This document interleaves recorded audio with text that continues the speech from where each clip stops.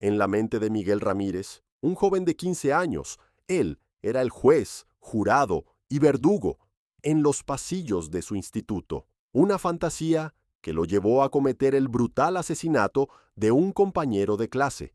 Pero mientras Miguel Ramírez estaba sentado en la sala del tribunal, con una sonrisa burlona dirigida a la familia afligida, los fiscales contaban con un arma secreta que desmontaría su actuación. El juicio se convirtió no en una disputa sobre culpabilidad o inocencia, sino en una disección psicológica para exponer al monstruo insensible que se escondía tras el rostro de un adolescente. La luz de la tarde de un martes de octubre proyectaba sombras largas sobre los cuidados jardines de la comunidad de Valle del Sol, un tranquilo suburbio donde el susurro de las hojas otoñales solía ser el sonido más perturbador. Sin embargo, en la casa de la familia López se había instalado un silencio diferente, pesado, antinatural y asfixiante. Gabriela López había llamado a su hijo Carlos por tercera vez, con un tono de ansiedad maternal que cualquier padre reconocería al instante. Carlos siempre llegaba a casa a las 3:30, puntual y responsable, pero el reloj de la pared ya marcaba más de las 5, y un temor inquietante comenzaba a apretarle el estómago. Carlos López era un chico que encontraba consuelo en el orden y la bondad, un alma gentil en el a menudo turbulento mundo del instituto. No era un atleta estrella ni un campeón de debates, pero era el pilar de su pequeño círculo de amigos, conocido por su paciencia al dar clases particulares de álgebra y su conocimiento enciclopédico sobre películas clásicas de ciencia ficción. Su habitación era un santuario de novelas gráficas cuidadosamente organizadas y maquetas de naves espaciales, un testimonio de una mente que valoraba tanto la estructura como la creatividad. Este sentido innato de decencia, esta adherencia silenciosa a una brújula moral, lo convertía en un faro de confiabilidad para su familia y una fuente de consuelo tranquilo para sus amigos. Ese día en particular, Carlos había prometido a su madre ayudarla con la compra del supermercado, una tarea cotidiana de la que nunca se quejaba. Tenía un trabajo a tiempo parcial organizando libros en la biblioteca local, un empleo que valoraba por la paz que le ofrecía y por la cercanía a los libros que amaba. Su vida era un tapiz de pequeñas buenas acciones y responsabilidades sinceras, tejido con los hilos de un futuro brillante que estaba construyendo con cuidado. La súbita e inexplicable desviación de esta rutina no era, por tanto, una simple anomalía. Era una alarma estridente, una ruptura en el tejido de su mundo predecible y seguro. La llamada a la policía se hizo con mano temblorosa, la voz de Gabriela quebrándose, mientras explicaba que su hijo de 15 años había desaparecido. La calma profesional del operador contrastaba con la tormenta de miedo que crecía en su interior, un miedo que, trágicamente, estaba justificado. A menos de 1 kilómetro, en un parque apartado entre dos calles tranquilas, la vida de Carlos López había sido brutalmente apagada. No lo atacaron por dinero o venganza en el sentido tradicional, sino porque representaba una afrenta al peligroso sentido de autoridad de otro adolescente. El perpetrador fue su compañero de clase, Miguel Ramírez, un joven de 15 años que se había autoproclamado árbitro de la justicia social en su instituto. Miguel veía la naturaleza gentil de Carlos no como una virtud, sino como una debilidad, una falla en el rígido orden mundial que había construido en su mente. En los ojos de Miguel, Carlos era un clavo que debía ser aplastado, un símbolo de una vulnerabilidad que despreciaba y buscaba erradicar. El acto en sí fue de una brutalidad impactante, un sometimiento físico que buscaba tanto el dominio psicológico como la fuerza letal. La motivación, como los investigadores descubrirían más tarde, era escalofriantemente simple y profundamente perturbadora. Miguel creía que Carlos había roto un código social tácito, una infracción menor que nadie más había notado, pero que Miguel interpretó como un desafío directo a su estatus autoproclamado. Se veía a sí mismo no como un acosador, sino como un ejecutor, un juez con derecho a dictar sentencia sobre aquellos que consideraba indignos o disruptivos. El asesinato de Carlos López fue, en su psique retorcida, una ejecución, un acto necesario para mantener el orden y afirmar su propia importancia suprema. Esta fantasía de grandeza no surgió de repente, sino que se había gestado durante años, alimentada por un resentimiento silencioso y una desesperada necesidad de control. Mientras otros adolescentes navegaban por las incomodidades de la adolescencia, Miguel construía una fortaleza psicológica desde la cual podía mirar con desdén a sus compañeros. Interpretaba cada interacción social a través de una lente distorsionada de dinámicas de poder, viendo ofensas donde no las había y desafíos en gestos inocentes. Carlos, con su bondad discreta, se convirtió en el blanco involuntario de una rabia que buscaba una salida, un recipiente para una patología profunda y peligrosa. La escena del crimen narraba una historia de lucha, de una pelea desesperada por la vida contra un agresor que no mostró piedad. Carlos fue abandonado cerca de un viejo roble al borde del parque, un lugar donde los niños solían jugar y las familias hacían picnics. La yuxtaposición del entorno sereno con la violencia que allí ocurrió era grotesca, una mancha en el sentido de seguridad de la comunidad. Los primeros agentes que respondieron sintieron un horror palpable, no solo por la pérdida de una vida joven, sino por la absoluta sinrazón del acto que la había arrebatado. Para la familia López, la noticia fue un cataclismo que destrozó su mundo en 1000 pedazos irreparables. La espera había sido agonizante, llena de una esperanza que se desvanecía con cada hora que pasaba, pero la confirmación de su mayor temor fue un golpe del que nunca se recuperarían.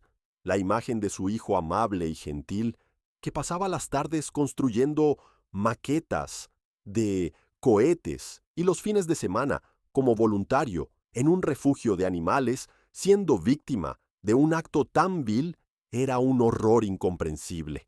Su dolor era una presencia física en su hogar, un velo pesado que apagaba toda luz y calor.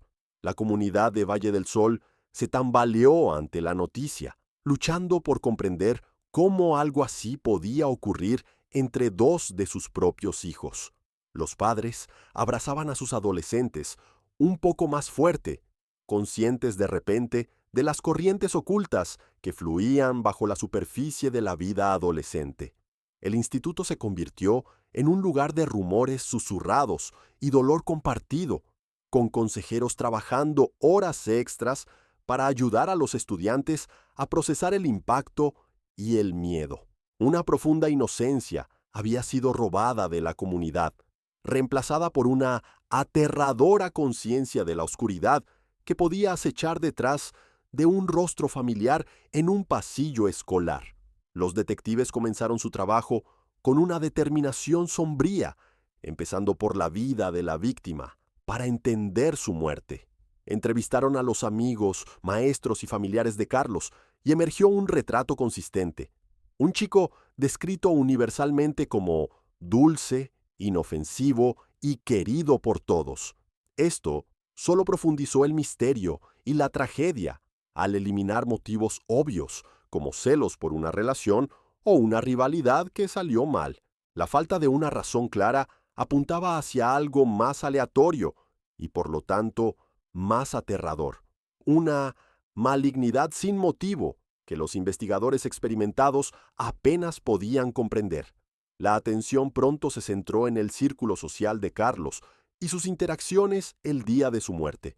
Los amigos recordaron haberlo visto hablando con Miguel Ramírez después de clases, una interacción que parecía intrascendente en ese momento, pero que ahora adquiría un peso siniestro.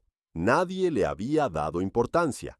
Eran compañeros de clase, no amigos cercanos, pero sus caminos se cruzaban a diario en la coreografía predecible de la vida escolar. Era un hilo único, pero los investigadores sabían que debían tirar de él, sin saber que desentrañarían una historia de profunda perturbación psicológica. Al adentrarse en el mundo de Miguel, comenzó a formarse la imagen de un adolescente profundamente aislado, no por sus compañeros, sino por su propia arrogancia desmedida. Despreciaba a los demás, considerando sus intereses y preocupaciones triviales y por debajo de él. No tenía amigos cercanos, solo un elenco rotativo de conocidos que parecía tolerar más que disfrutar.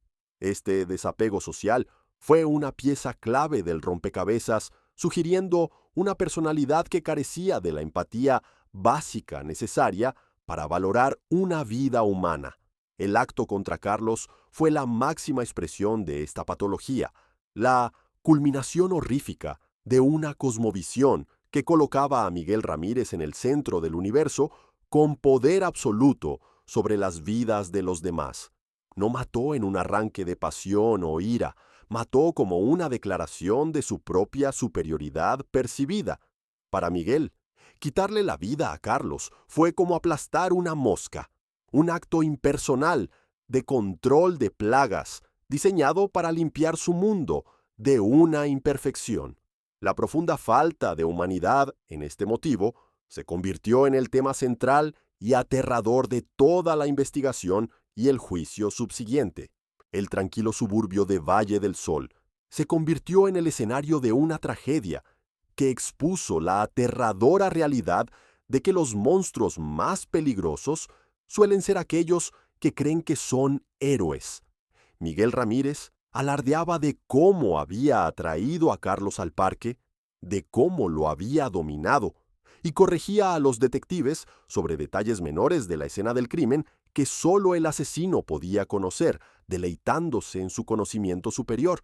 Hablaba con una escalofriante sensación de justificación, enmarcando el asesinato como una acción necesaria. Alguien tenía que darle una lección, afirmó Miguel con calma, recostándose en su silla. No entendía las reglas. Pensaba que podía andar por ahí siendo débil sin que hubiera consecuencias. En la narrativa de Miguel, no era un asesino, sino un disciplinador, un agente justo del orden. Sus palabras dibujaban un retrato aterrador de una mente que se había desvinculado completamente de la moralidad compartida de la humanidad. Lo más inquietante de su confesión era el claro placer que encontraba al relatarla. Sus ojos se iluminaban al describir los últimos momentos de Carlos, un destello sádico que traicionaba el profundo disfrute que había obtenido al tener la vida de otra persona en sus manos. Se burlaba de la policía por haber tardado 2 días completos en relacionarlo con el crimen, calificando su trabajo de investigación como amateur y predecible. Estaba actuando para ellos, para el espejo unidireccional, para la posteridad que imaginaba, presentándose como un genio criminal que simplemente había permitido que lo atraparan.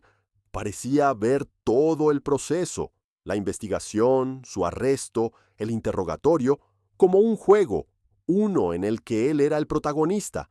No mostraba ninguna preocupación por su propio futuro, por los años que pasaría en prisión, ni por la devastación que había causado a la familia López. Todo su enfoque estaba en el momento presente, en el poder que sentía al estar sentado en esa sala, captando la atención indivisa de 2 hombres adultos. Él era el centro del universo, y el asesinato de su compañero de clase había sido simplemente el acto que finalmente había puesto el foco donde él sentía que debía estar. El detective Morales, un hombre que había visto lo peor de la humanidad, sintió una genuina ola de repulsión.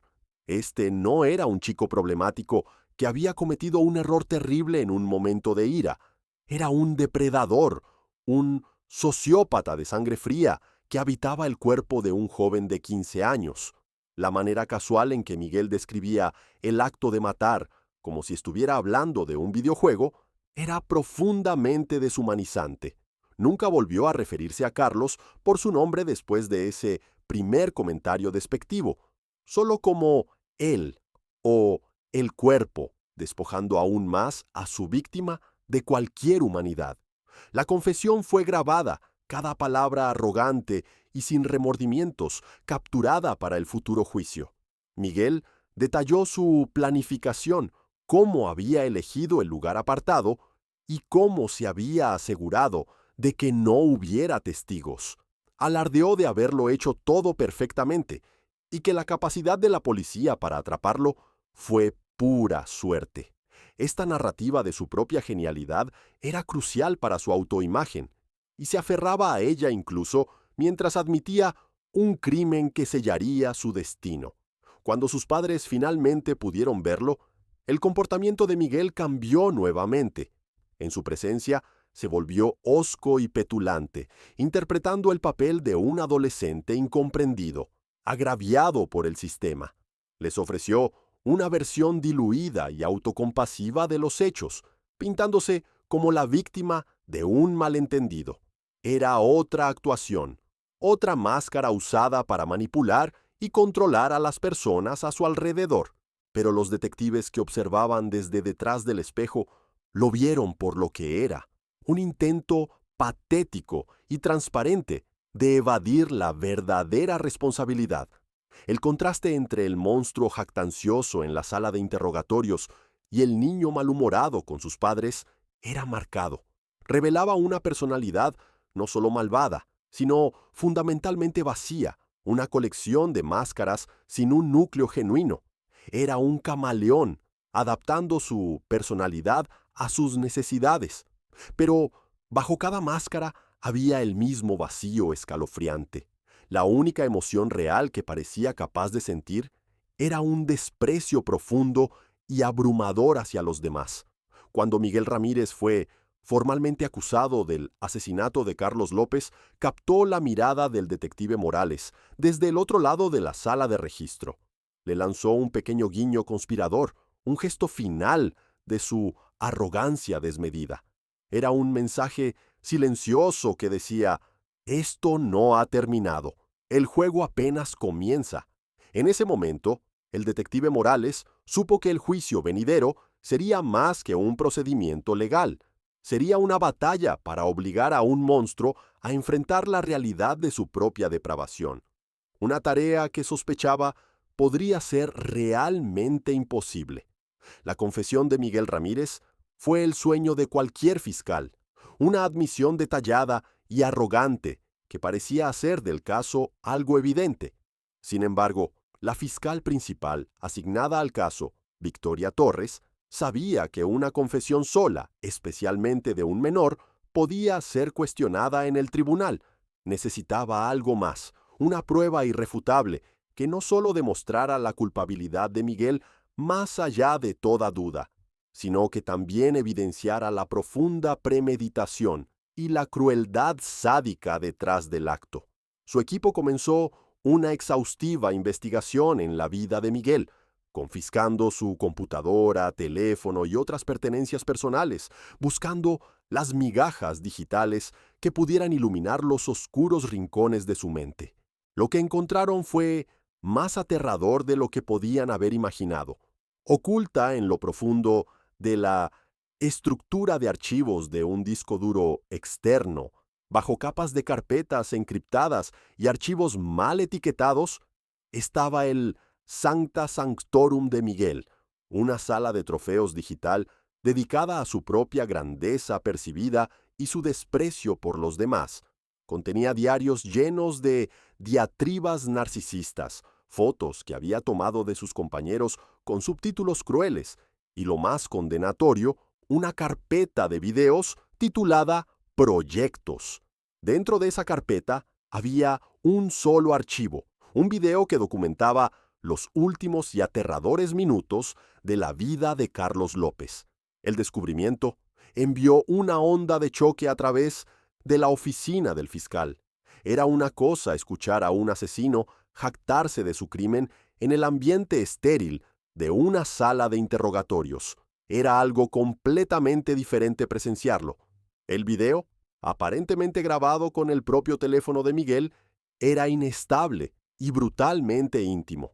Capturaba el miedo en los ojos de Carlos, sus súplicas desesperadas por clemencia, y la voz fría y desapegada de Miguel mientras documentaba el acto, proporcionando una narración escalofriante como un documentalista de naturaleza observando a su presa. Esto no fue un crimen pasional, ni una pelea que se salió de control. Fue una actuación. Miguel había filmado el asesinato, no como un acto espontáneo, sino como una producción planificada. El video era su obra maestra, un testimonio del poder que creía ejercer. Las imágenes revelaban que Miguel no solo había matado a Carlos, sino que lo había atormentado, sermoneándolo sobre sus supuestos defectos, obligándolo a escuchar un monólogo final y divagante sobre fuerza y debilidad. Era una tortura psicológica que precedió a la violencia física, diseñada para quebrar completamente el espíritu de su víctima antes de acabar con su vida. La existencia de este video transformó el caso por completo. Ya no se trataba solo del acto de asesinato, sino de la mentalidad del asesino.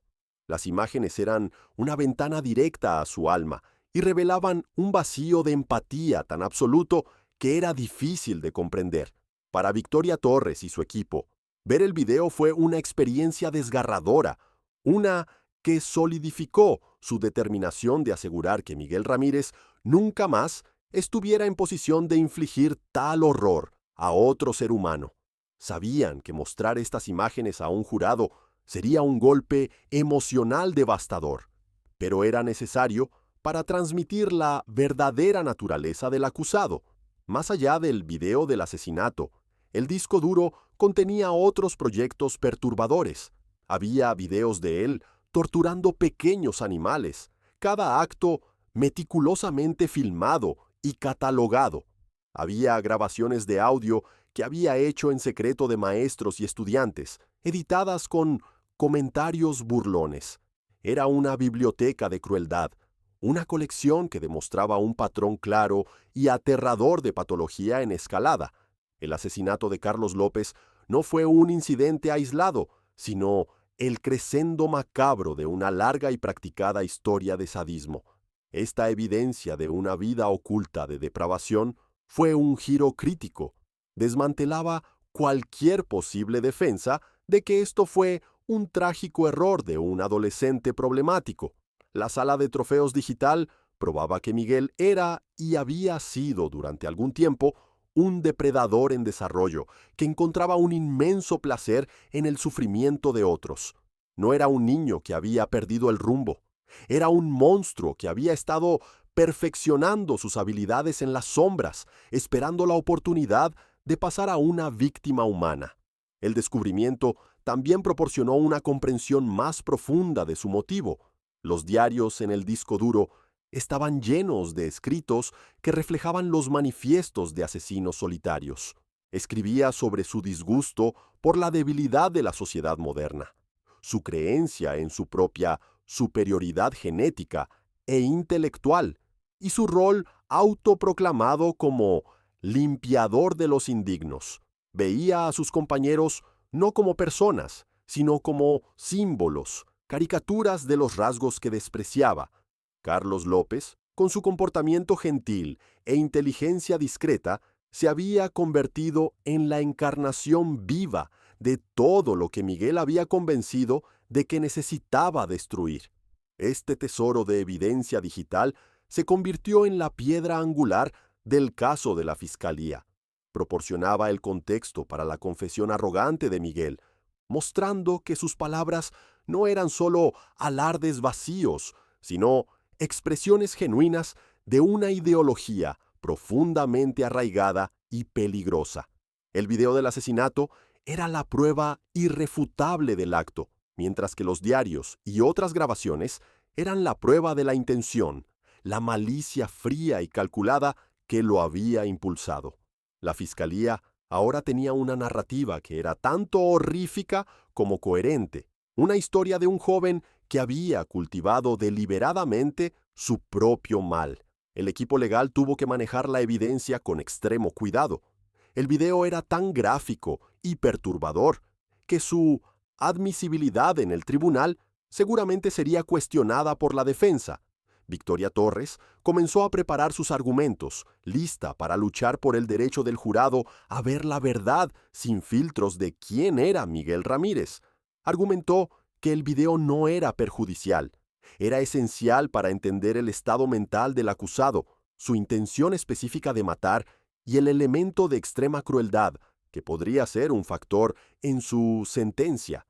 Para los investigadores, el contenido del disco duro fue tanto un triunfo profesional como una carga personal. El detective Morales se encontró perseguido por las imágenes y sonidos del video, con los ruegos de Carlos resonando en su mente.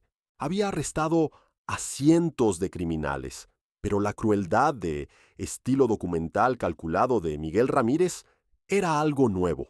Una historia de horror moderna, nacida de la tecnología y una profunda sociopatía. Reforzó su creencia de que no estaban lidiando con un delincuente juvenil, sino con un mal antiguo en el cuerpo de un joven. La revelación de la sala de trofeos digital también tuvo un impacto profundo en cómo la escuela y la comunidad percibían el crimen. El impacto inicial se había centrado en la sinrazón del acto, pero ahora emergía una imagen más aterradora.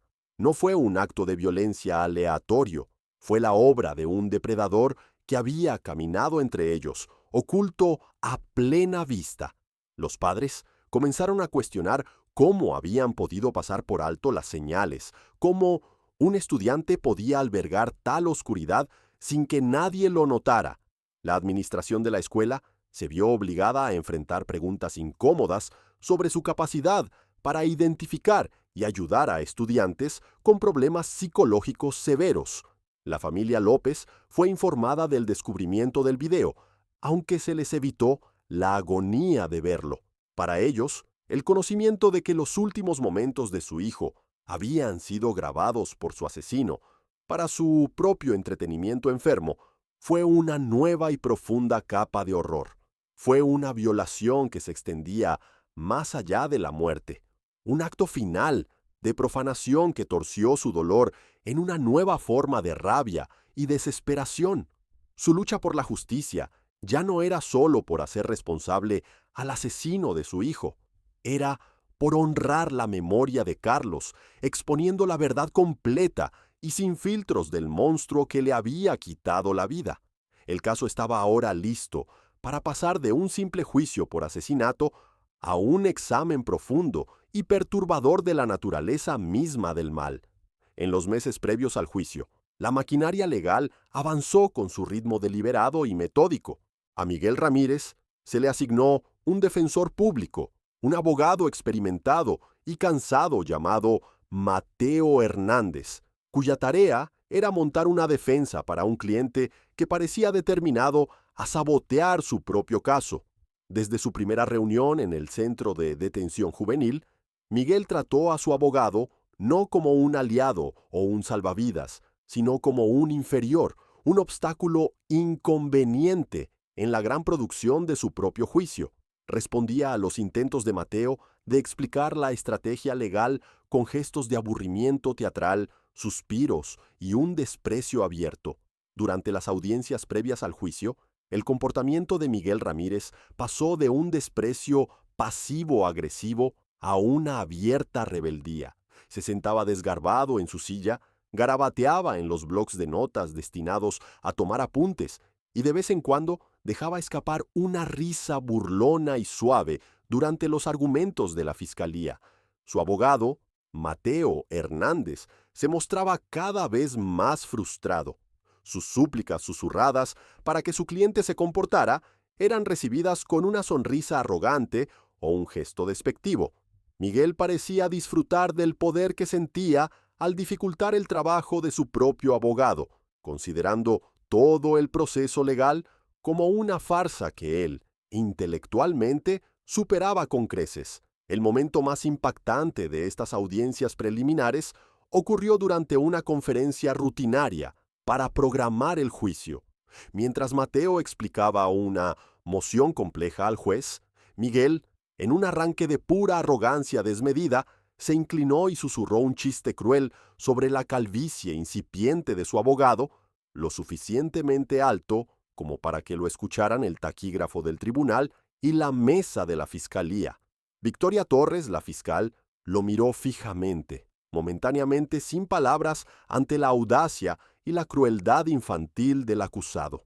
Fue un acto pequeño, pero hablaba volúmenes sobre la incapacidad de Miguel para comprender la gravedad de su situación y su necesidad compulsiva de menospreciar a todos a su alrededor. El desprecio de Miguel no se limitaba a su propio abogado. Veía todo el sistema con un desdén burlón, desde el juez, al que consideraba un viejo pomposo, hasta los alguaciles, a los que veía como matones contratados. Creía ser la persona más inteligente en cualquier sala en la que entraba, y estaba decidido a demostrarlo, incluso si eso significaba asegurar su propia condena. Su rebeldía se convirtió en un desafío central para su abogado defensor. Mateo sabía que su única oportunidad de evitar una sentencia de cadena perpetua para su cliente era presentarlo como un niño problemático y arrepentido que había cometido un error terrible.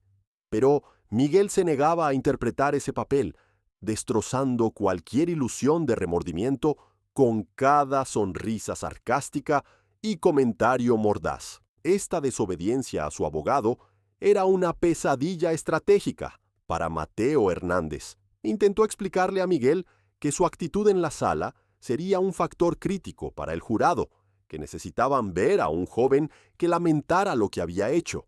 La respuesta de Miguel fue una mirada fría y vacía. ¿Por qué habría de estarlo?, preguntó con una voz desprovista de emoción.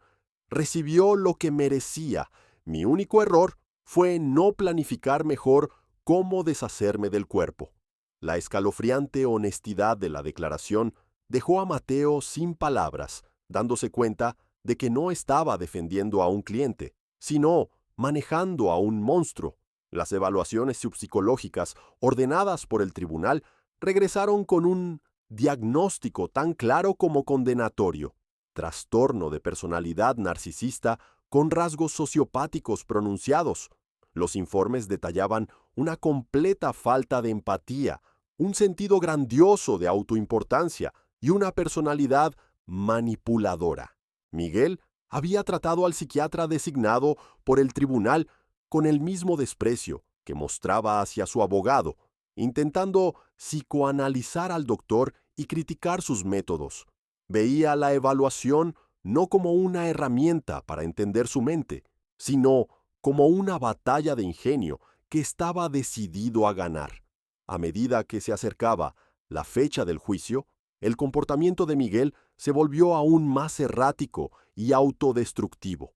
Se negaba a reunirse con su abogado durante días, para luego exigir una reunión en un horario inconveniente. Aceptaba una línea de defensa solo para contradecirla por completo en una carta al juez. Era una campaña de caos, diseñada para mantener a todos desequilibrados y reforzar su propio sentido de control sobre los procedimientos. Él era el director de este espectáculo y no permitiría que nadie, especialmente su propio abogado, le robara el protagonismo. Mateo Hernández enfrentaba un dilema ético. Su deber era proporcionar la mejor defensa posible para su cliente, pero su cliente trabajaba activamente para asegurar su propia destrucción. Presentó mociones para que Miguel fuera declarado incompetente para enfrentar el juicio, argumentando que sus delirios narcisistas le impedían colaborar en su propia defensa. Las mociones fueron denegadas. Los informes psiquiátricos concluyeron que, aunque Miguel tenía un trastorno de personalidad severo, entendía perfectamente las acusaciones en su contra y la naturaleza de los procedimientos legales. Su comportamiento destructivo no era producto de la locura, sino de una arrogancia pura y sin adulterar. La dinámica entre Miguel y su abogado se convirtió en una subtrama sombría en el drama legal que se desarrollaba. En la sala durante las audiencias procedimentales, La tensión era palpable. Mateo se ponía de pie para dirigirse al juez, con los hombros encorvados, bajo el peso de su tarea imposible, mientras Miguel se sentaba detrás de él, con una sonrisa arrogante y conocedora en el rostro. Se burlaba abiertamente de los esfuerzos de su abogado, creando un espectáculo que no pasó desapercibido para la prensa ni para la fiscalía. Victoria Torres observaba cómo esta defensa desastrosa se desarrollaba, sabiendo que el propio acusado se estaba convirtiendo en su mayor activo. La situación llegó a su punto álgido una semana antes de que comenzara la selección del jurado. Mateo había preparado una propuesta detallada de acuerdo con la fiscalía, una que evitaría a Miguel una sentencia de cadena perpetua, sin libertad condicional, a cambio de una declaración de culpabilidad. La presentó a Miguel en la sala de reuniones estéril del centro de detención, exponiendo la abrumadora evidencia en su contra. La confesión, la sala de trofeos digital, el video del asesinato.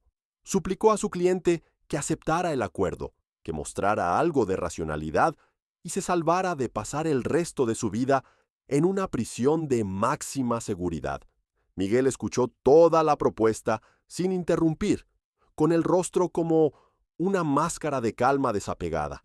Cuando Mateo terminó, Miguel tomó el documento impreso, lo sostuvo entre el pulgar y el índice como si fuera basura y lo rasgó lentamente por la mitad. Luego, rompió las mitades en cuartos, dejando que los pedazos cayeran sobre la mesa. Miró a su abogado directamente a los ojos, con una expresión de puro y absoluto desprecio. «No voy a declararme culpable de nada», dijo Miguel, con una voz baja y firme. «Vamos a ir a juicio y voy a testificar. Subiré a ese estrado y le contaré a todos la verdad sobre lo que pasó y por qué tuvo que pasar». En ese momento, Mateo Hernández supo que el caso estaba perdido. El narcisismo patológico de su cliente hacía imposible que admitiera una culpa o aceptara un acuerdo. Necesitaba el escenario de un juicio completo, la audiencia de un jurado y la oportunidad de interpretar su versión retorcida de la realidad. No quería evitar una condena. Quería ganar el argumento, ser vindicado en la corte de la opinión pública, incluso si eso significaba perder en la corte de la ley. Su rebeldía no era solo hacia su abogado, era un desafío a la realidad misma, un acto final y desesperado de un joven que se había coronado rey de un mundo que existía solo en su mente. El primer día del juicio de Miguel Ramírez fue un espectáculo de tensión contenida y emoción cruda. La sala estaba abarrotada con una multitud de periodistas, miembros de la comunidad y las familias destrozadas de la víctima y el acusado, sin espacio para más. El aire estaba cargado con una sensación colectiva de temor y anticipación, la percepción de que todos estaban a punto de presenciar algo profundamente perturbador. Gabriela López y su familia se sentaron en la primera fila, con rostros marcados por un dolor tan profundo que parecía absorber la luz a su alrededor. Al otro lado del pasillo, los padres de Miguel observaban, con expresiones de confusión, vergüenza y una esperanza desesperada y fuera de lugar. Cuando Miguel fue conducido a la sala, un murmullo recorrió la galería. No vestía el uniforme de detención juvenil, sino un traje oscuro y elegante proporcionado por su abogado, un intento de presentarlo como un joven respetable. Pero el traje era un disfraz vacío que no podía ocultar la arrogancia fría en sus ojos. Caminaba con un contoneo confiado, con la cabeza en alto, y al tomar asiento en la mesa de la defensa, recorrió la multitud con una mirada de diversión desapegada, deteniéndose un momento en el rostro afligido de la madre de Carlos sin un atisbo de remordimiento. El juicio comenzó con los alegatos iniciales, las narrativas opuestas que enmarcarían todo el caso. La fiscal, Victoria Torres, se acercó al estrado del jurado, con una gracia sombría y deliberada. Habló con una voz clara y firme, sus palabras dibujando un retrato desgarrador de Carlos López, no solo como víctima, sino como un hijo y amigo vibrante, amable y querido cuyo futuro le había sido robado. Describió la profunda pérdida sentida por su familia y la comunidad. Su voz, impregnada de una ira justa y contenida, que resonó en la sala silenciosa. Mateo Hernández, el abogado defensor, siguió con una actuación limitada por la realidad de su cliente. Intentó retratar a Miguel como un adolescente profundamente perturbado e incomprendido, un joven que había sido fallado por el sistema y había actuado desde un lugar de miedo y confusión. Era una narrativa de responsabilidad disminuida, el único camino viable que le quedaba, pero sonaba hueca, especialmente para quienes podían ver a Miguel sentado en la mesa de la defensa, luciendo completamente aburrido por los intentos de pintarlo como víctima. El verdadero drama del día, sin embargo, comenzó cuando la fiscalía llamó a sus primeros testigos. El testimonio inicial vino de los oficiales de policía que descubrieron el cuerpo de Carlos y los detectives que lideraron la investigación. Presentaron metódicamente la cronología del crimen y la recolección de evidencia, su testimonio profesional y objetivo, construyendo una base sombría e inquebrantable para el caso del Estado. El jurado escuchaba atentamente, con rostros serios, mientras absorbían los detalles fríos y duros del asesinato. Pero fue durante el contrainterrogatorio del detective José Morales que Miguel Ramírez decidió hacer su primer movimiento. Mientras Victoria Torres preguntaba al detective Morales para confirmar un detalle específico sobre la ubicación donde se encontró la mochila de Carlos, Miguel se inclinó y susurró algo a su abogado. Un momento después, antes de que su abogado pudiera objetar o la fiscal pudiera terminar su frase, la voz de Miguel cortó la sala, alta, clara y cargada de una arrogancia condescendiente. «Se equivoca», anunció Miguel, hablando directamente al jurado. La mochila no estaba detrás del roble. Estaba escondida en el hueco en la base del árbol, en el lado norte. Si van a contar la historia, al menos deberían acertar con los detalles. Un jadeo colectivo recorrió la galería. El mazo del juez cayó con un golpe seco y reprendió furiosamente a Miguel por el estallido. Pero el daño estaba hecho. En un solo acto espontáneo de pedantería narcisista, Miguel había revelado un detalle que solo el asesino podía conocer con tanta certeza.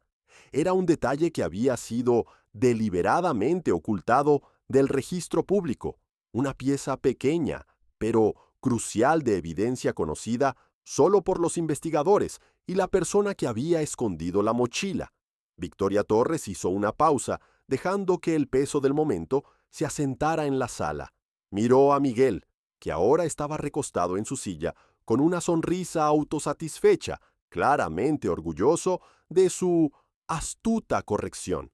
Luego se volvió hacia el jurado, con una expresión que mezclaba lástima y repugnancia. No necesitó decir una palabra. La propia arrogancia de Miguel se había convertido en su evidencia más poderosa.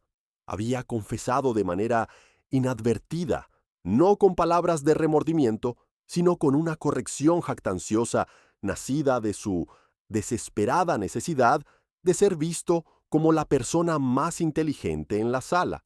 El estallido destrozó la frágil compostura de la familia López. El padre de Carlos dejó escapar un sollozo ahogado, enterrando el rostro en sus manos, mientras Gabriela López miraba a Miguel con una expresión de puro y absoluto odio. Este no era un niño arrepentido, era un monstruo que disfrutaba de su momento en el centro de atención, un actor que gozaba con el dolor que infligía. La máscara del adolescente incomprendido no solo se había deslizado, había sido arrancada y pisoteada por el propio acusado. Para Mateo Hernández fue un momento de profunda desesperación profesional. Había pasado meses intentando construir una narrativa de un chico confundido, y en 5 segundos su cliente la había demolido con una sola frase arrogante. Solo pudo quedarse allí, con la cabeza baja, mientras el juez instruía al jurado que ignorara el estallido del acusado, una instrucción que sabía que serían psicológicamente incapaces de seguir. El juicio apenas había comenzado, y su cliente ya se había, a todos los efectos, condenado a sí mismo con sus propias palabras. Miguel, sin embargo, parecía ajeno al daño que había causado, o tal vez simplemente no le importaba. Parecía energizado por el estallido, por la atención que había generado.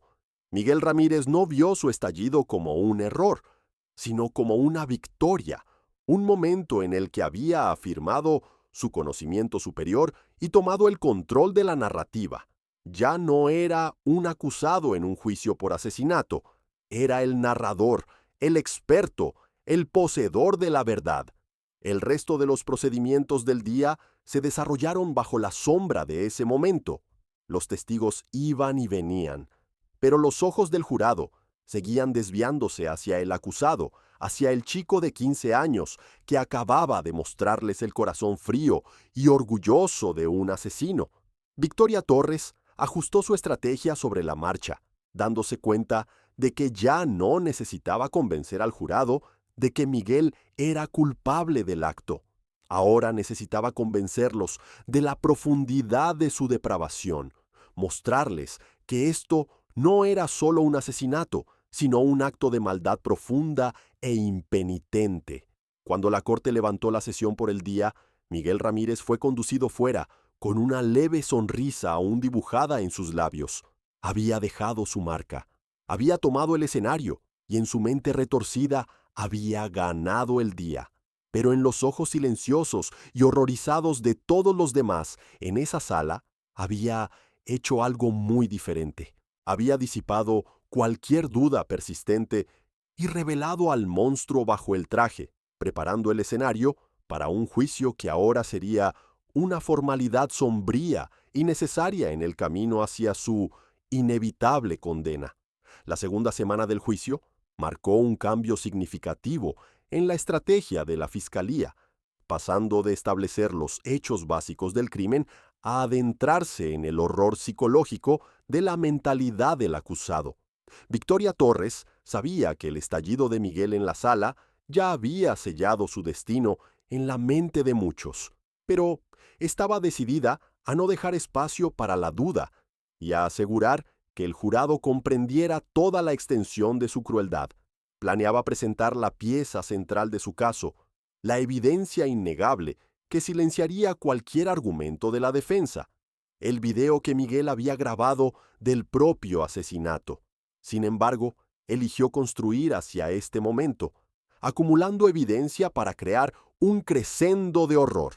El giro a mitad del juicio no provino de una sola pieza de evidencia, sino de una fuente poderosa e inesperada.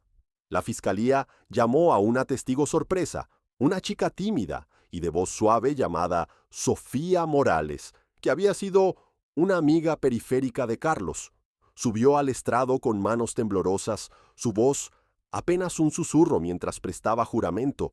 Nadie en el equipo de la defensa, y ciertamente no Miguel, había anticipado su testimonio. Sofía había acudido al detective Morales solo días antes del juicio, atormentada por un secreto que ya no podía guardar. Explicó que la tarde del asesinato estaba en el mismo parque paseando a su perro por un sendero menos transitado. Había visto a Miguel y Carlos hablando cerca del viejo roble, y al sentir una extraña inquietud por la postura agresiva de Miguel, decidió grabarlos discretamente con su teléfono desde lejos, escondida detrás de un grupo de arbustos. Se dijo a sí misma que era solo por si acaso algo pasaba, un pequeño acto de precaución en un mundo que a menudo se sentía inseguro. No había presenciado el asesinato en sí. Se asustó y se fue antes de que la situación escalara a violencia física. Pero lo que capturó fue crucial. Su video, inestable y parcialmente oscurecido por hojas, mostraba el enfrentamiento inicial. Capturaba el tono amenazante de Miguel, su acoso verbal y su implacable tormento psicológico hacia Carlos. Lo más importante, capturaba la voz de Carlos, clara y desgarradora, mientras intentaba repetidamente desescalar la situación. Sus palabras estaban llenas de una razón gentil que no era rival para la ira irracional de Miguel. No quiero problemas, Miguel, se escuchaba decir a Carlos, con un tono suplicante. Hablemos de esto, podemos resolverlo. El video del teléfono de Sofía Morales fue reproducido en la sala. Un silencio pesado cayó mientras el jurado observaba a los dos chicos en la pantalla. Uno, una figura de dignidad tranquila. El otro, un depredador acechando a su presa. El audio fue la parte más condenatoria. Capturaba la voz fría y cruel de Miguel, sermoneando a Carlos, burlándose de su bondad y diciéndole que su debilidad era una enfermedad que debía ser curada. Era una grabación en vivo de la ideología retorcida que Miguel había escrito en sus diarios, expresada en voz alta en los momentos previos al asesinato. Las imágenes fueron un golpe devastador para toda la sala.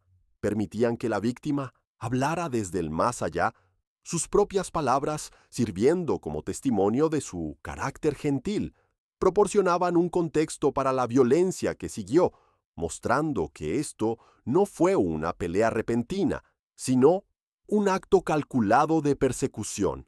Para la familia López, escuchar la voz de su hijo nuevamente fue tanto un consuelo como una agonía, un recordatorio hermoso y doloroso del alma amable que les habían arrebatado. Miguel Ramírez observó el video con una furia intensa. No estaba enojado por el contenido, estaba enfurecido porque alguien más tenía una grabación, porque otro director había capturado una parte de su producción. Miró a Sofía Morales mientras estaba en el estrado, con una mirada de puro odio en los ojos. No la veía como una testigo de su crimen, sino como una rival, alguien que había robado una parte de su historia, de su gloria. Victoria Torres entonces usó el video de Sofía como base para presentar el evento principal, el video del propio disco duro de Miguel. Argumentó al juez que el video de Sofía establecía una base de la intención maliciosa del acusado y que el video de Miguel era la conclusión necesaria y horrífica de esa narrativa. El juez, tras haber visto las imágenes en privado, estuvo de acuerdo y tras una advertencia severa a la galería sobre la naturaleza gráfica de la evidencia, la fiscal ordenó que se atenuaran las luces en la sala. El video que se reprodujo a continuación fue un viaje al corazón de la oscuridad, filmado desde la perspectiva de Miguel. Era una vista en primera persona de un asesinato. El jurado vio lo que él vio, escuchó lo que él escuchó. Escucharon las súplicas de Carlos convertirse en gritos de dolor y escucharon la respiración calma y constante de Miguel mientras infligía las heridas fatales. El video era un documento de pura maldad sin adulterar, hecho aún más aterrador por la decisión del asesino de preservarlo como un trofeo. Varios jurados jadearon y uno rompió en sollozos silenciosos y convulsivos. Un alguacil tuvo que ayudar a un miembro angustiado de la galería a salir de la sala. Las imágenes eran implacables, una mirada cruda y sin filtros a los últimos momentos de la vida de un joven. Durante la reproducción del video, Miguel observaba la pantalla con una atención absorta, casi reverente. No estaba viendo una grabación de un crimen, estaba admirando su propia obra, con una leve sonrisa de satisfacción en los labios. Cuando el video terminó y las luces volvieron a encenderse, la sala quedó en un estado de silencio atónito y horrorizado. El aire estaba cargado con un trauma compartido. Victoria Torres se paró ante el jurado, con el rostro como una máscara de resolución sombría, y permitió que el silencio se prolongara para que el horror de lo que acababan de presenciar se asentara. Las imágenes estaban grabadas en sus mentes, un testimonio permanente e irrefutable de la depravación del acusado. Este golpe doble de evidencia en video fue el punto de inflexión del juicio. El video de Sofía Morales proporcionó el contexto, el preludio psicológico al crimen, mostrando la crueldad calculada del acusado. El propio video de Miguel proporcionó el clímax macabro, una vista directa e innegable del acto en sí. Juntos, formaban una narrativa tan poderosa y tan condenatoria que cualquier defensa parecía no solo inútil, sino obscena. El caso de la Fiscalía ahora se sustentaba en una base de verdad digital, una forma moderna de evidencia que era más poderosa que cualquier testimonio de testigos presenciales. Los dispositivos inteligentes que estos adolescentes llevaban consigo a todas partes se habían convertido en testigos silenciosos. Uno, capturando el preludio de un asesinato por miedo, el otro capturando el acto mismo por un orgullo sádico. El juicio ya no era una cuestión de quién lo hizo, o incluso por qué lo hizo. Ahora era un proceso solemne y necesario para responsabilizar a un monstruo por un acto de maldad que él mismo había documentado meticulosamente y con orgullo para que el mundo lo viera. Para Mateo Hernández, el abogado defensor era el fin del camino. No había nada que pudiera decir, ningún argumento que pudiera contrarrestar la evidencia visual y auditiva que el jurado acababa de absorber. Su cliente ya no era solo un acusado, era la estrella de su propia película Snuff. Al mirar los rostros de los jurados, no vio ni un atisbo de duda, ni un indicio de simpatía, solo una mirada compartida de horror profundo y asentado. La Fiscalía había concluido su caso no con una declaración, sino con un video silencioso y gritante que resonaría en las mentes de todos los que lo vieron por el resto de sus vidas. El caso de la defensa comenzó bajo una nube de inevitabilidad sombría. Tras la devastadora presentación de la evidencia en video de la Fiscalía, Mateo Hernández sabía que no tenía un camino viable hacia la absolución. Su única esperanza era humanizar a su cliente de alguna manera, rescatar algún fragmento de narrativa que pudiera persuadir al jurado de considerar una sentencia menos severa que cadena perpetua sin libertad condicional. Su estrategia, nacida de la desesperación, fue poner a Miguel Ramírez en el estrado, una decisión que iba en contra de todos sus instintos como abogado defensor, pero que su cliente había exigido inequívocamente. Miguel subió al estrado con la confianza de un rey ascendiendo a su trono. Parecía disfrutar del momento en que toda la atención de la sala se centraba únicamente en él. Ajustó el micrófono, tomó un sorbo de agua y miró directamente al jurado, con una leve sonrisa condescendiente en el rostro. No estaba allí para defenderse de un cargo de asesinato. Estaba allí para dar una conferencia, para explicar su visión del mundo superior a las personas de mente simple que estaban a punto de juzgarlo. Bajo las preguntas suaves y orientadoras de su propio abogado, Miguel comenzó a tejer su narrativa. Se pintó a sí mismo como un visionario incomprendido, un joven que veía el mundo con una claridad que otros carecían. Describió a Carlos López no como una víctima, sino como un símbolo de la decadencia social, una representación de la debilidad y mediocridad que sentía compelido a combatir. Habló en términos abstractos y grandiosos, usando palabras como orden, fuerza y consecuencia, intentando enmarcar el asesinato como un acto filosófico en lugar de un crimen brutal. Mateo Hernández intentó guiarlo hacia expresar alguna forma de remordimiento, pero Miguel evadía hábilmente cada intento. Cuando se le preguntó si lamentaba lo sucedido, Miguel hizo una pausa prolongada, con una mirada de profunda contemplación en el rostro. «Lamento la torpeza», dijo finalmente, con voz firme. «Lamento no haber sido más cuidadoso en mi planificación. Pero, ¿lamentar el acto en sí? No, el acto fue necesario. Fue una admisión impactante, una completa repudiación del concepto mismo de remordimiento. Sin embargo, la verdadera implosión del caso de la defensa llegó durante el contrainterrogatorio. Victoria Torres se acercó al estrado no con agresividad, sino con una precisión quirúrgica y calmada. Sabía que la arrogancia de Miguel era su talón de Aquiles y tenía la intención de usarla para desmantelarlo pieza por pieza. Comenzó no cuestionando sus acciones, sino su inteligencia, el núcleo mismo de su autoimagen narcisista. Sacó a relucir sus expedientes escolares, señalando sus calificaciones mediocres en asignaturas como historia y literatura. Citó pasajes de su propio diario, destacando errores gramaticales y declaraciones filosóficas simplistas y contradictorias.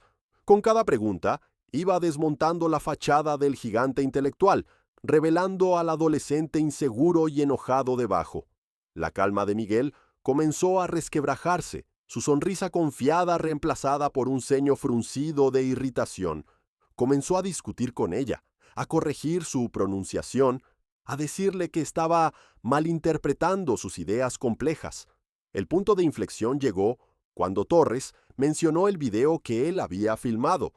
¿Te consideras un cineasta, verdad, señor Ramírez?, preguntó con una voz cargada de ironía. ¿Un documentalista de tu propia grandeza? Miguel se erizó ante la pregunta, cayendo directamente en su trampa. Soy un artista, declaró alzando la voz. Lo que creé fue una obra de arte, un documento de un acto necesario. No lo entenderías. Tu mente es demasiado convencional. Victoria Torres entonces reprodujo un pequeño clip silencioso del video en los monitores de la sala, el momento en que Carlos suplicaba por su vida. Congeló el fotograma en el rostro aterrorizado de Carlos. ¿Es esto arte, señor Ramírez?, preguntó con una voz baja y poderosa. ¿El terror de este chico es el medio para tu obra maestra? ¿Su vida es el precio de tu autoexpresión? La sala quedó en un silencio absoluto. Miguel miró la imagen congelada en la pantalla, su mandíbula trabajando, por primera vez, pareciendo quedarse sin palabras. Se enfrentó a la cruda realidad humana de su crimen. Despojado de todas sus justificaciones filosóficas, vio no a un símbolo, sino a un chico aterrorizado, y por un instante, fugaz, un destello de algo, quizás pánico o incluso una mínima astilla de culpa, cruzó su rostro. Pero el momento pasó y sus defensas narcisistas volvieron a cerrarse con fuerza. Miguel Ramírez estalló, su voz llena de rabia. Estás tergiversando mis palabras. Intentas hacerme parecer un monstruo, gritó señalando con el dedo a la fiscal. No era nada, era un insecto. Le hice un favor al mundo al pisarlo. Fue la confesión que la fiscalía había estado esperando, una explosión cruda y sin filtros de su verdadero ser.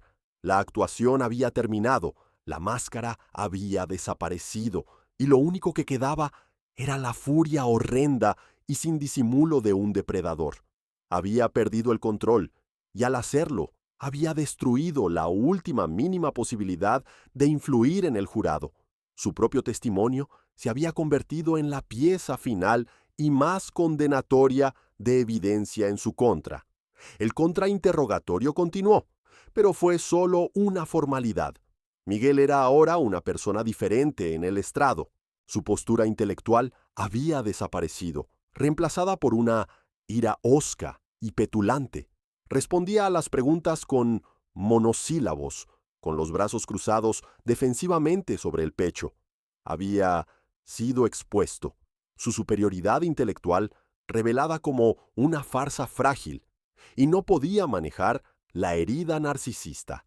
Mateo Hernández se sentó en la mesa de la defensa, con el rostro pálido. Sabía que poner a Miguel en el estrado era un riesgo, pero no había anticipado una autodestrucción de esta magnitud. Su cliente no solo había fallado en expresar remordimiento, sino que había redoblado su falta de él, gritando su desprecio por la víctima al mundo entero. La narrativa de la defensa no solo había sido socavada, sino que había sido vaporizada en una explosión espectacular del propio ego del acusado. Cuando Miguel finalmente bajó del estrado, evitó mirar a nadie. Fijó la vista en el suelo mientras regresaba a la mesa de la defensa. Su arrogancia previa completamente desvanecida. Había entrado a la sala creyendo que era la estrella del espectáculo, el amo de la narrativa. Dejó el estrado como lo que realmente era, un niño patético y enojado que había cometido un acto monstruoso y que acababa de alardear de ello ante las 12 personas que tenían su vida en sus manos. La defensa había concluido su caso, pero en realidad el caso había terminado en el momento en que el acusado abrió la boca. La fase final del juicio, antes de los alegatos finales y la deliberación del jurado, fue la presentación de las declaraciones de impacto de la víctima. Este fue el momento para que la corte escuchara no sobre el crimen o el perpetrador, sino sobre la persona que se perdió para medir el vacío que su ausencia había dejado en el mundo. Era un ritual solemne y a menudo desgarrador del sistema judicial, un reconocimiento formal del costo humano de un crimen.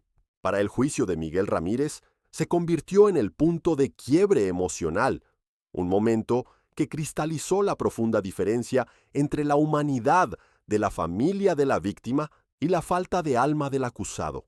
Gabriela López fue la primera en hablar. Caminó hacia el podio con una dignidad frágil y silenciosa, sosteniendo una pequeña fotografía enmarcada de su hijo, Carlos.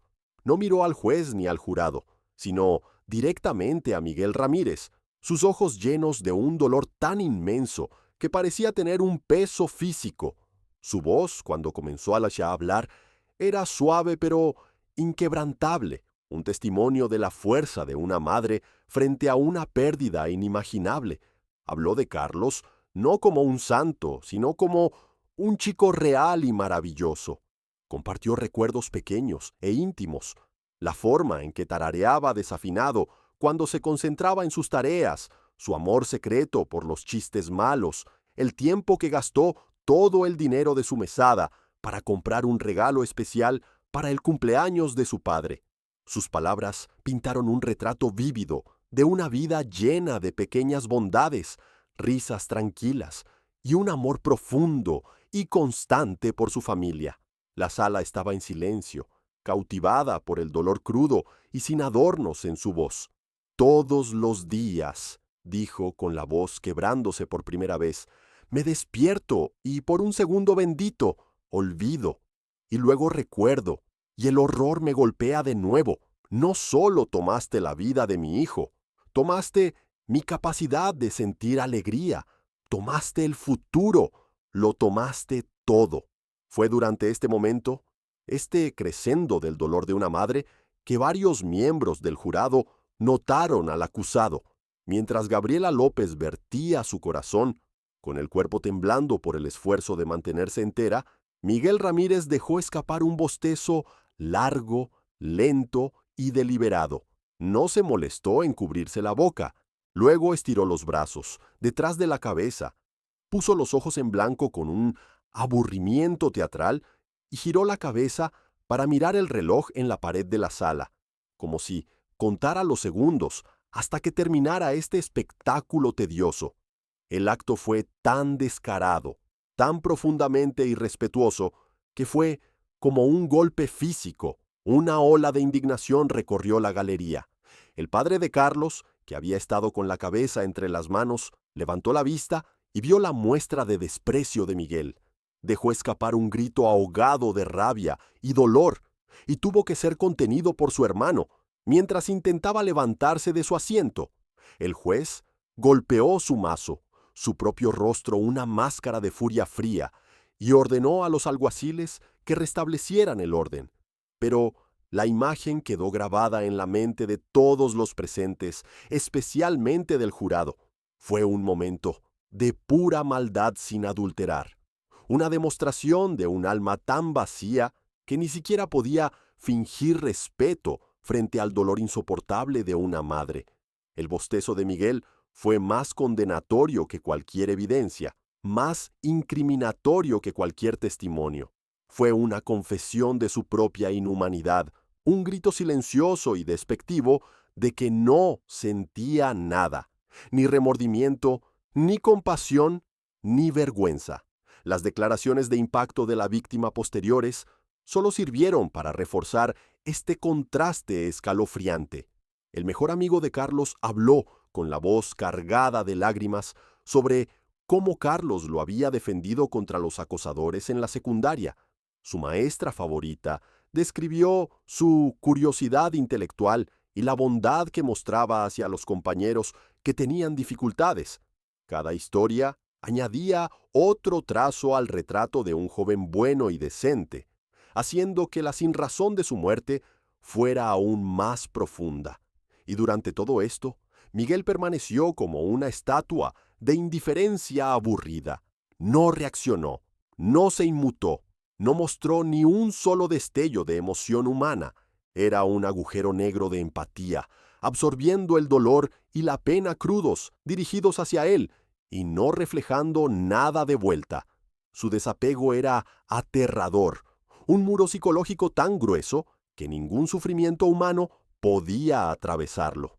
El punto de quiebre para el jurado llegó cuando se leyó la declaración final. Era una carta de la hermana menor de Carlos, quien estaba demasiado traumatizada para comparecer en la corte. En el lenguaje simple y sin adornos de una niña, escribió sobre cómo su hermano mayor le leía todas las noches y cómo había prometido enseñarle a andar en bicicleta sin rueditas ese verano. Ahora mi habitación está silenciosa, leyó la fiscal, con la voz entrecortada por la emoción. No creo que quiera aprender a andar en bicicleta nunca más. Mientras estas palabras desgarradoras llenaban la sala, una jurada, una mujer de mediana edad con hijos propios, no pudo contener más sus emociones. Comenzó a llorar abiertamente, con los hombros temblando, por sollozos silenciosos. Sus lágrimas parecían romper una presa de emociones reprimidas en toda la sala. Otros jurados se secaban los ojos, e incluso la estoica taquígrafa de la corte tuvo que pausar un momento para recomponerse. Toda la sala estaba unida, en un momento compartido de profundo dolor y empatía, con una excepción flagrante. Miguel Ramírez observaba a la jurada llorando con una mirada de curiosidad clínica, una leve sonrisa analítica en el rostro. Parecía estar estudiándola, como si fuera un insecto extraño bajo un microscopio. No era un participante en este momento humano. Era un observador alienígena, incapaz de entender, mucho menos compartir, las emociones que inundaban a todos los demás. El juez, viendo el estado de su jurado y la emoción cruda en la sala, pidió un breve receso. Mientras Miguel era conducido fuera de la sala, pasó junto a sus propios padres. Su madre extendió una mano para tocarle el brazo, con el rostro suplicante, pero él se apartó, con una expresión de molestia y disgusto. Había cortado toda conexión humana, no solo con su víctima, sino con su propia familia, con toda la raza humana. Ese bostezo, esa mirada al reloj, esa fría observación de las lágrimas de una jurada, esos fueron los momentos que realmente condenaron a Miguel Ramírez. La evidencia había probado que era un asesino, pero su propio comportamiento frente al dolor de la familia López había demostrado que era un monstruo. El juicio había alcanzado su clímax emocional, un punto de quiebre del que no había retorno. El jurado no solo había escuchado sobre el crimen, sino que había tenido una mirada directa e inolvidable al alma vacía y desolada de la persona que lo había cometido. Los alegatos finales fueron un estudio de contrastes. Victoria Torres, por la Fiscalía, ofreció un resumen poderoso y metódico del caso del Estado. Guió al jurado a través de la evidencia una última vez, desde la confesión arrogante de Miguel hasta el video aterrador, culminando en su actuación sin alma durante las declaraciones de impacto de la víctima. Su argumento era simple y devastador. La evidencia no solo probaba la culpabilidad, probaba un nivel de crueldad calculada y falta de remordimiento que era casi incomprensible para la mente humana. No pidió venganza, sino justicia, un veredicto que reconociera la profunda maldad de las acciones del acusado y protegiera a la sociedad de él para siempre. Mateo Hernández, en su alegato final, enfrentó una tarea imposible. No podía argumentar inocencia. La evidencia era abrumadora. En cambio, hizo una súplica por clemencia, presentando a Miguel como un producto de una sociedad que le había fallado. Un niño con problemas mentales cuyas ilusiones habían llevado a una tragedia terrible.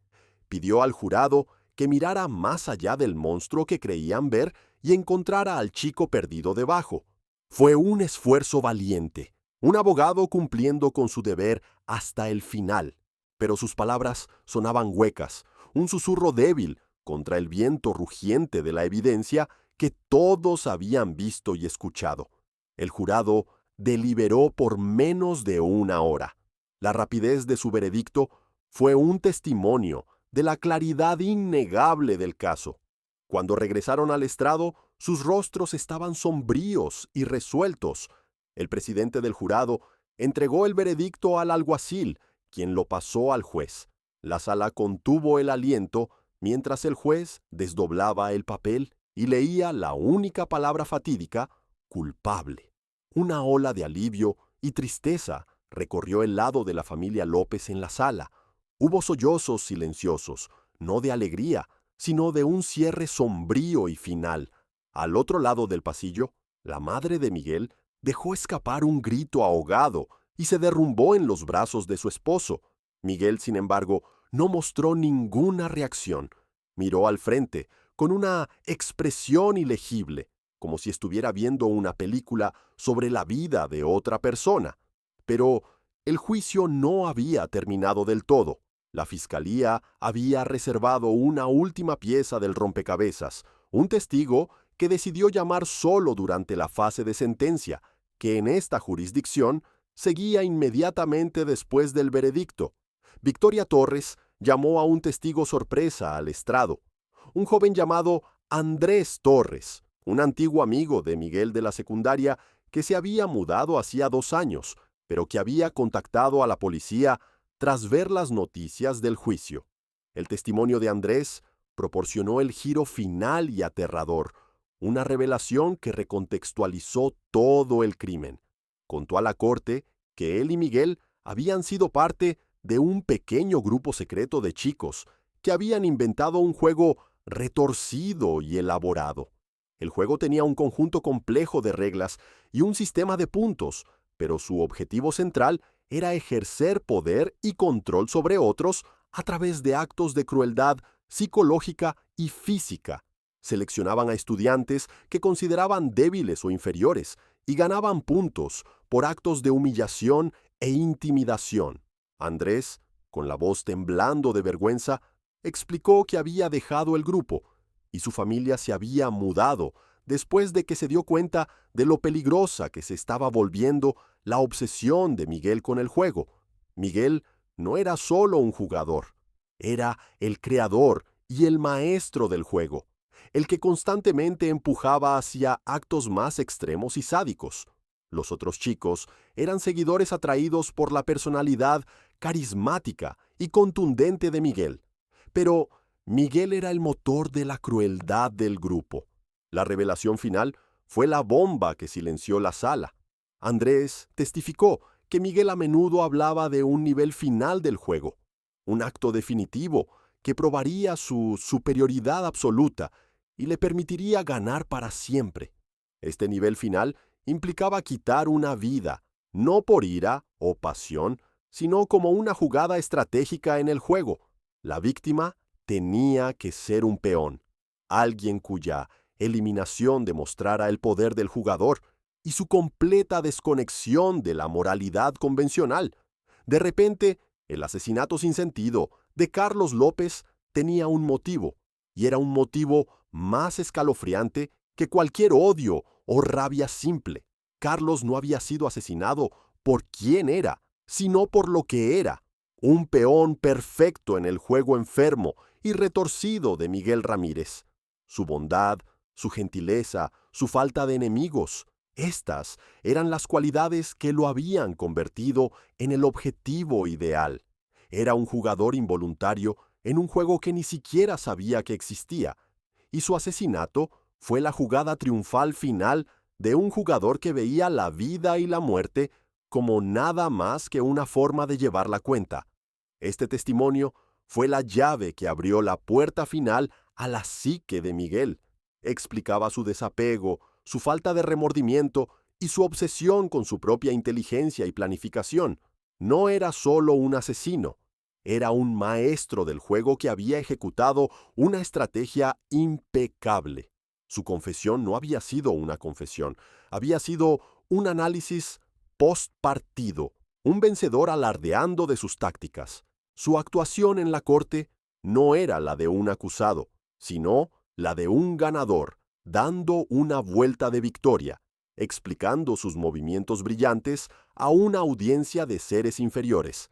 Victoria Torres le hizo a Andrés una última pregunta. ¿Este juego tenía un nombre? Andrés bajó la mirada con el rostro pálido. Sí, susurró. Miguel lo llamó el juego de Dios, porque dijo que quien ganara se convertiría en un dios. Las palabras quedaron suspendidas en el aire, un epitafio final y condenatorio para la humanidad de Miguel. No había solo cometido un asesinato, había cometido un acto blasfemo de autodeificación, con Carlos López como el sacrificio humano en el altar de su propio ego. El jurado, que ya lo había condenado por el crimen, ahora entendía la profundidad aterradora del motivo detrás de él. Habían sido encargados de juzgar a un chico, pero se encontraron mirando el rostro de alguien que genuinamente creía que era un dios. Cuando Andrés Torres bajó del estrado, Miguel finalmente mostró una emoción. No era remordimiento ni miedo, era un destello de pura rabia sin adulterar. Estaba furioso porque su secreto había sido revelado, porque las reglas sagradas de su juego habían sido expuestas al mundo por un antiguo jugador indigno. Su obra maestra había sido mancillada por la comprensión de las masas comunes. Miró a Andrés con la furia de una deidad caída, su mundo cuidadosamente construido, destrozado por el testimonio de un chico que se había atrevido a abandonar su juego. La revelación final estaba completa y el escenario estaba ahora preparado para el acto final de juicio. El último día del juicio fue una formalidad, pero necesaria. El veredicto de culpabilidad estaba dado. El motivo aterrador había sido revelado, y solo quedaba que el juez impusiera la sentencia. La sala estaba una vez más llena hasta su capacidad, con una atmósfera pesada por la anticipación de un juicio final y vinculante. Miguel Ramírez fue conducido a la mesa de la defensa por última vez, con el rostro como una máscara de ira hosca y desafiante. La revelación de su juego de Dios lo había despojado de su superioridad intelectual, dejándolo expuesto y furioso. Antes de dictar sentencia, el juez, un jurista veterano llamado Arturo Calderón, ofreció al acusado la oportunidad de hablar. Era un procedimiento estándar, una última oportunidad para que una persona expresara remordimiento o ofreciera una explicación. Mateo Hernández puso una mano en el hombro de su cliente, suplicando silenciosamente que se mantuviera en silencio, que no empeorara una situación terrible. Pero Miguel, siempre el actor, no pudo resistir un último momento en el escenario. Se puso de pie, apartó la mano de su abogado y enfrentó al juez con una mirada de puro y absoluto desprecio. No se disculpó, no pidió clemencia. En cambio, pronunció un discurso breve y escalofriante, con la voz cargada de una rabia venenosa. Condenó al sistema judicial defectuoso, al jurado intelectualmente inferior y a la fiscal de voluntad débil y sentimental. Reafirmó su creencia en su propia superioridad y afirmó que su único arrepentimiento era ser juzgado por personas que no eran sus iguales. Fue una afirmación desesperada final de la ilusión narcisista que lo había llevado al asesinato. Una última resistencia por el reino desmoronado de su propia mente. Luego, giró su mirada del juez y miró directamente a la familia López. Deberían agradecerme, dijo, con una voz baja y amenazante. Lo hice famoso. Antes de mí no era nadie. Ahora será recordado para siempre todo por mí. La crueldad de la declaración fue abrumadora. Fue su acto final de tortura psicológica, un último giro del cuchillo en la herida abierta de su dolor. El padre de Carlos se lanzó hacia adelante gritando y fue retenido por los alguaciles. Gabriela López simplemente cerró los ojos, su rostro un retrato de un dolor insoportable, como si se negara a darle al monstruo la satisfacción de verla romperse. Fue en ese momento que el juez Calderón, un hombre conocido por su conducta estoica e imparcial, finalmente perdió su moderación judicial. Su rostro, que había sido impasible durante todo el juicio, ahora estaba enrojecido por una furia profunda y justa. Golpeó su mazo con tal fuerza que el sonido resonó como un disparo en la sala silenciosa. «¡Basta, señor Ramírez!», rugió la voz del juez, ya no con el tono desapasionado de un jurista, sino con el rugido de un hombre llevado más allá de su límite. Has estado sentado en esta sala durante semanas, un monumento a tu propia arrogancia y depravación. No has mostrado ni un destello de remordimiento, ni un indicio de humanidad. Hablas de juegos y dioses, pero no eres más que un niño patético y roto que ha cometido un acto de maldad indescriptible. El juez se puso de pie, un gesto raro y poderoso, señalando con un dedo tembloroso al acusado. No eres un dios, no eres un genio, eres un cáncer en el alma de esta comunidad, y la ley tiene un tratamiento prescrito para tu enfermedad particular. Es mi deber solemne extirparte de nuestra sociedad para asegurar que nunca más puedas infligir tus juegos retorcidos en otro ser humano inocente. Su voz llenó la sala, cada palabra cargada con el peso de una ira justa y terrible. Querías ser recordado para siempre, señor Ramírez.